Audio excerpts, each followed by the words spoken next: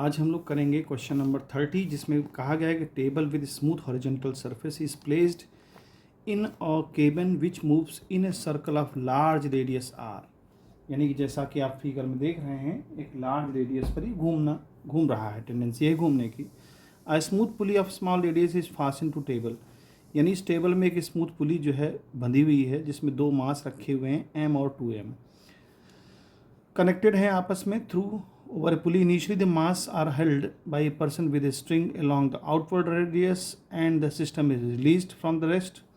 Find the magnitude of the initial acceleration of the masses as seen from the cabin and tension in the string. यानी कि ये जो given figure है उसको हम लोग बनाने की कोशिश करते हैं। देखिए ये गिवन फिगर में ये पूरा सिस्टम आर रेडियस से घूम रहा है, पूरा केबिन घूम रहा है। जब पूरा केबिन घूम रहा होगा तो जाहिर सी बात है कि दोनों मासेस भी घूम रहे होंगे। इसको मान लें m1 और इसको मान लें m2। अब जब ये पूरा सिस्टम घूम रहा है तो निश्चित बात है कि अगर हम टेबल से देखें, अगर इस टेबल पे होंगे तो हमें महसूस होगा कि एक सेंट्रीफ्यूगल फोर्स आउटवर्ड काम कर रहा है। और चूंकि ये पूरा सिस्टम घूम रहा है तो पूरा जो है m r ओमेगा स्क्वायर, इस पर भी एक सेंट्रीफ्यूगल फोर्स काम करेगा और इस पर भी काम करेगा। अब चूंकि ये स्ट्रिंग से बंधे हुए हैं तो टेंशन भी आएगा, निश्चित सी बात है टेंशन आएगा। अब जब ये घूम रहा है तो घूमते घूमते एक्चुअली m2 का मास ज़्यादा है m1 से, और जब m2 का मास ज़्यादा यानी दुगना है तो जाहिर सी बात है कि ये ऊपर की तरफ खिसकेगा और ये इधर की तरफ खिसकेगा। तो ये ऊपर की तरफ मान लीजिए ए एक्सेलरेशन चलना चाह रहा है तो ये नीचे जाएगा ए एक्सेलरेशन, क्योंकि ये पूरा स्ट्रिंग बंधा हुआ है एक दूसरे से। तो अब यहाँ पर अगर हम इक्वेशन फाइंड बनाते हैं, देखिए अब ग्रेविटी से कोई मतलब नहीं, क्योंकि पूरे सिस्टम में ग्रेविटी तो सबके लिए डाउनवर्ड ही है, तो वहाँ कोई अंतर नहीं पड़ेगा।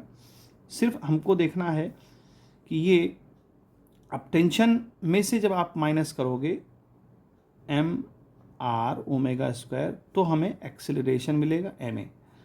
और इसमें क्या है एक्सेलरेशन इस डायरेक्शन में, तो m2 से आपको माइनस करना पड़ेगा। m2 का मतलब 2m, m2 की जगह यहाँ 2m है और minus T is equal to M A, 2m A sorry.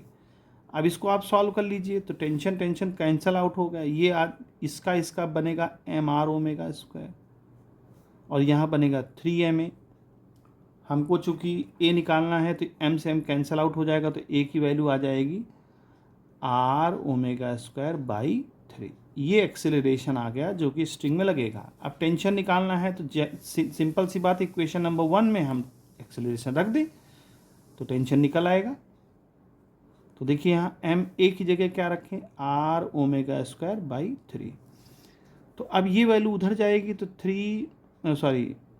m r omega square by 3 और plus m r omega square. अब यहाँ एलसीएम ले लें तो ये बन जाएगा हमारा 3 और ये 4m r ओमेगा स्क्वायर आ जाएगा। यानी टेंशन हमारा आ जाएगा 4m r ओमेगा स्क्वायर। तो इस तरह से इस क्वेश्चन को सॉल्व कर सकते हैं। वेरी इजी क्वेश्चन है ये।